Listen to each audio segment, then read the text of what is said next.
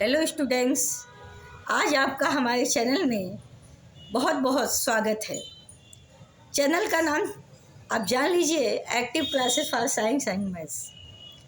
आज हम आपको केमिस्ट्री में ही एक ऐसे प्रिंसिपल की तरफ ले चलेंगे जो बताया था, जो दिया गया था अफबाउ के द्वारा।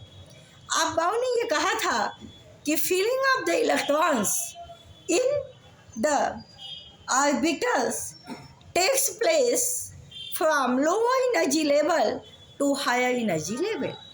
अब दिया गया प्रिंसिपल ये था कि इलेक्ट्रॉन जब भी भरे जाएंगे तो पहले इलेक्ट्रॉन लोअर एनर्जी लेवल में जाएंगे, फिर उसके बाद हायर एनर्जी लेवल में आएंगे।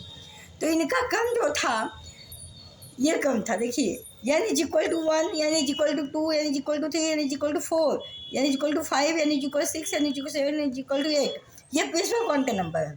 इसके बाद ऑर्बिटल में देखिए, पहले इलेक्ट्रॉन फर्स्ट एस में जाए, पहले 1s में जाएगा, फिर 2s में भराएगा, फिर 2p में भराएगा, फिर 3s में आएगा, फिर 3p में, फिर 4s में।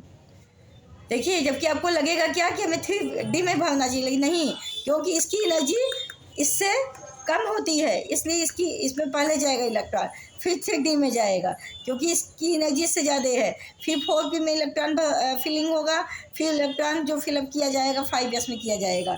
इसके बाद 5s के बाद 4d में किया जाएगा। जबकि देखिए, यहाँ 5 है, यहाँ 4 है, लेकिन क्यों ऐसा हो रहा है? क्योंकि इसकी एनर्जी इसके कंपेरिजन में ज़्यादा है। अब आप कैसे पता करेंगे ज़्यादा, उसको भी हम बता रहे हैं।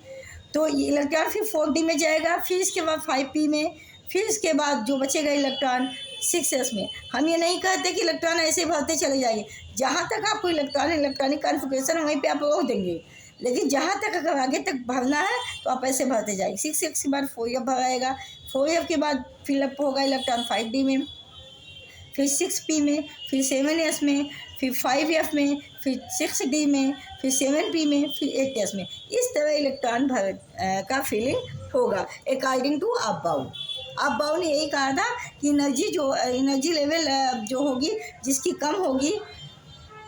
कम होगी उसमें पहले इलेक्ट्रॉन भरा जाएगा, और लास्ट में जिसकी सबसे ज़्यादा होगी उसमें सबसे लास्ट में इलेक्ट्रॉन भरा जाएगा। और जहाँ पर आपका इलेक्ट्रॉनिक कॉन्फ़िगरेशन हो जाता है तो वहीं पे आप रोक देंगे। ये नहीं कि आगे बढ़ते जाएंगे, इलेक्ट्रॉन है ही नहीं तो आगे बढ़ेंगे क्या?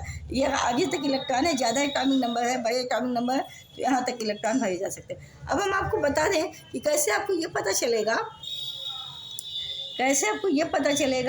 कि 3p 3d, ठीक?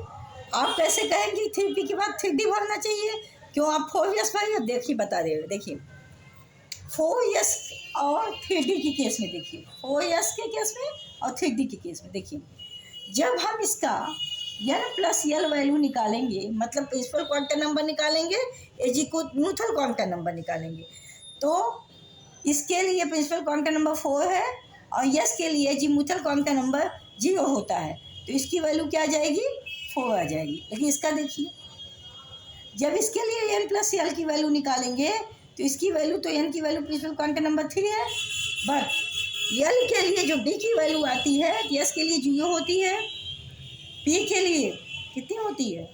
1, d के लिए 2 जब आप भरेंगे तो यहाँ पे 5 आएगा। देखिए, तो इसका energy level n plus l value से कम आ रही है, इसकी ज़्यादा आ रही है, इसलिए ये पहले 4s भरा जाएगा, समझ रहे हैं? पहले 4s भरा जाएगा, फिर 3d भरा जाएगा।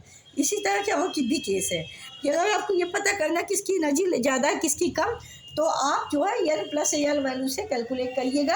जिसकी वैल्यू ज़्यादा आएगी वो उसमें इलेक्ट्रॉन बाद में भरा जाएगा, जिसकी वैल्यू कम आएगी उसमें इलेक्ट्रॉन पहले भरा जाएगा। जिसकी वैल्यू कम होगी तो उसके लिए जो एनर्जी होगा उस ऑर्बिटल का वो कम होगा, और जिसकी वैल्यू ज़्यादा आएगी n प्लस l की, उसके लिए उस ऑर्बिटल का एनर्जी ज़्यादा होगा।